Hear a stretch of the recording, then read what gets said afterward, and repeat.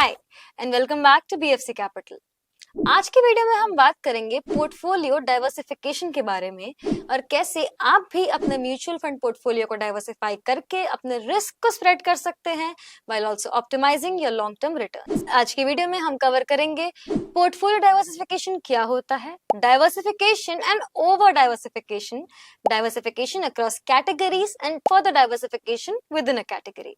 Portfolio diversification is an investment strategy that involves spreading one's investment capital across various assets or securities within one's portfolio. But before diving deeper into portfolio diversification, ये समझना बहुत जरूरी है कि आपको इसकी जरूरत है भी या नहीं। यानी आपके पास अपने म्यूचुअल फंड पोर्टफोलियो को डाइवर्सिफाई करने का ऑप्शन है, बट कहीं भी ऐसा लिखा नहीं है कि आपको डाइवर्सिफिकेशन करना ही करना है, क्योंकि आपने 10 लोगों की वीडियो देख ली है जिसमें उन्होंने कहा है पोर्टफोलियो डाइवर्सिफाई करो, ये बेनिफिशियल है। इट इज एसेंशियल कि पहले आप अपने इन्वेस्टमेंट होराइजन को अच्छे से एसेस कर लें, उसके बाद ही कोई डिसीजन ले।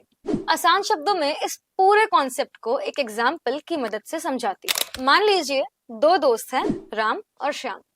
राम को ये पता है कि उसे 10 साल तक इन्वेस्टमेंट करना ही करना है, यानी उसे अपना इन्वेस्टमेंट होराइजन अच्छे से पता है। क्योंकि उसे अपना इन्वेस्टमेंट होराइजन पता है तो अपने फाइनेंशियल एडवाइजर से कंसल्ट करने के बाद उसने अपना सारा पैसा एग्जाम्पल के तौर पे एबीएसएल के स्मॉल कैप फंड में लगा दिया, जिसपे उसे जो रिटर्न मिला वो था अराउंड 17.46%। बट स्टिल अगर राम ने कुछ सो कॉल्ड इन्फ्लुएंसर्स के वीडियोस देखे होते and just for the sake of diversification अपना पैसा बांट के लगाया होता तो क्या होता। मान लेते हैं राम को उसका इन्वेस्टमेंट होराइजन अच्छे से पता है, बट इसके बावजूद भी उसने कुछ सो कॉल्ड इन्फ्लुएंसर्स की वीडियोस देखी और सारी वीडियोस में उसने ये देखा कि डाइवर्सिफिकेशन बहुत काम की चीज है, तो उसने भी अपना पैसा 5 पार्ट्स में डिवाइड करके लगा दिया एबीएसएल के small cap, equity large cap, mid cap, equity hybrid and balanced advantage fund में, जिसमें उसे टोटल रिटर्न जो मिला वो था 13.20% का। यहाँ पे अगर वो सिर्फ स्मॉल कैप में अपना सारा पैसा लगाता तो उसको रिटर्न मिलता 17.46% का, बट क्योंकि उसने अपना पैसा बांट के लगाया तो उसने रिटर्न उठाया 13.20% का। Diversification is no doubt very important, but if and only if you do not know your investment horizon for sure। Shyam को ये चीज कील ठोक के नहीं पता कि इसका इन्वेस्टमेंट होराइजन कितना है। हो सकता है वो 5 साल तक इन्वेस्ट करे, 7 साल तक करे, हो सकता है 10 साल तक करे, बट उसे कील ठोक के एग्जैक्टली ये नहीं पता कि उसका इन्वेस्टमेंट होराइजन है क्या। तो श्याम अपने फाइनेंशियल एडवाइजर से कंसल्ट करेगा और अपना पैसा बांट के प्रोपोर्शंस में लगा देगा। डाइवर्सिफिकेशन तब करना है जब इन्वेस्टमेंट होराइजन ना पता हो या ये ना पता हो कि कितने साल रुक सकते हो, क्योंकि अगर म्यूचुअल फंड में डाइवर्सिफिकेशन करने पे आओगे तो कैटेगरी ही 20 से ज्यादा है। श्याम के लिए डाइवर्सिफिकेशन एक नेसेसिटी है, राम के लिए इट इज अ क्यूरियोसिटी। एक और बहुत इंपॉर्टेंट ध्यान देने वाली बात यह है कि डे 1 से लेके 10 साल तक हमारे पास स्कीम्स अवेलेबल हैं, बट सब में डाइवर्सिफाई नहीं करना है। Diversification is important but over diversification is fatal. तो पहले तो आप डिसाइड कर लो कि आप राम हो या श्याम। अगर आप राम हो then this video is not for you, but अगर आप श्याम हो then you should definitely watch this video till the end. Moving on, अब समझते हैं कि कैटेगरी वाइज डाइवर्सिफिकेशन कैसे होता है या कैसे करना है। देखो मेरी मानो तो 20-20 मिनट की वीडियो देखने का कोई फायदा नहीं है, सब टाइम वेस्ट है। I have the perfect customise solution for you, but ये जो मेरा सजेशन है या सोल्यूशन है ये मेरा bespoke सोल्यूशन है या कस्टमाइज सोल्यूशन है, आपके केस में अलग भी हो सकता है। इसलिए अपने फाइनेंशियल एडवाइजर से जरूर कंसल्ट करें कोई भी डिसीजन लेने से पहले, कि वरना बोलोगे कि इन्होंने कहा था लगाने को तो हमने लगा दिया। इसलिए always talk to your financial adviser.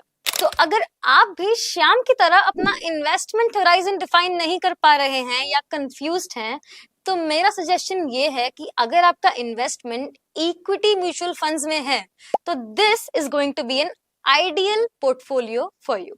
Large cap में 40%, मिड कैप में 30% एंड स्मॉल कैप में 30%। इसी पोर्टफोलियो को ध्यान में रखते हुए अगर 10 लाख रुपए को लार्ज कैप, मिड कैप और स्मॉल कैप में बांट दिया जाए और 4 लाख लार्ज कैप में और 3-3 लाख मिड कैप और स्मॉल कैप में लगाया जाए तो आपका टोटल CAGR होगा 15.29% का, with minimised and spread out risk. देखिए इस टॉपिक पे आप कितनी भी वीडियो देख लो, ultimately your diversification would be in small cap, mid cap and large cap.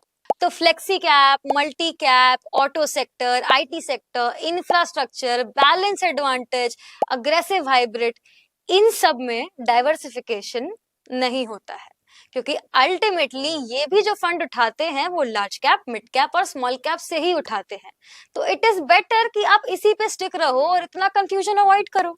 तो Contra, value, flexi cap, multi cap या कोई भी फंड हो, अल्टीमेटली आपको डाइवर्सिफिकेशन करना है लार्ज कैप, मिड कैप और स्मॉल कैप के प्रोपोर्शन में। मूविंग ऑन, अब बात करते हैं डाइवर्सिफिकेशन के एक सब कैटेगरी के बारे में, जो कि है diversification within a category या in scheme diversification. Further diversification within the same category का मतलब है कि आप अपने पोर्टफोलियो में एक ही कैटेगरी के अंदर अलग अलग स्कीम में इन्वेस्ट करके अपने रिस्क को स्प्रेड आउट कर सकते हैं। अपने पोर्टफोलियो को large cap, mid cap and small cap में बांटने के बाद हर कैटेगरी में से 2 स्कीम पिक कर लें, यानी लार्ज कैप से 2 स्कीम, मिड कैप से 2 स्कीम एंड स्मॉल कैप से 2 स्कीम। इससे आपको एक ही कैटेगरी के डिफरेंट फंड्स के रिटर्न्स और रिस्क को बैलेंस आउट करने में मदद मिलेगी। ऑलवेज रिमेंबर कि हर कैटेगरी में से 2-2 स्कीम हमेशा पिक कर लें, एंड इसके पीछे एक बहुत बड़ा रीजन भी है। तो here comes the wisdom shot of this video. Suppose A fund के पास 50 स्टॉक हैं, बी फंड के पास 50 स्टॉक हैं। एज जनरल रेशियो ये माना जाता है कि इन दोनों में 20-20 स्टॉक ऐसे होंगे जो सिमिलर होंगे, बट 30-30 स्टॉक्स ऐसे होंगे जो एकदम अलग होंगे। यानी अगर आप इन स्कीम डाइवर्सिफिकेशन कर रहे हैं तो 2 स्कीम चुनने का फायदा ये होता है कि आपको ज्यादा स्टॉक्स का एक्सपोजर मिल जाता है। तो ये था नॉलेज का part.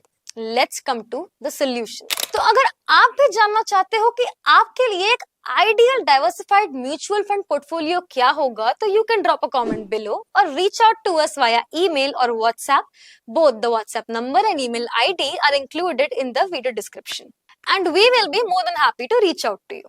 In the end, I would just like to emphasize that this video was for informational purposes only. You should always consult with a financial advisor before making any investment decision. We hope ये video देखने के बाद आपने आज कुछ नया सीखा होगा, and if so, we urge you to share this with your friends and subscribe to our channel. जल्द मिलेंगे एक और वीडियो के साथ. Press the bell icon for instant updates.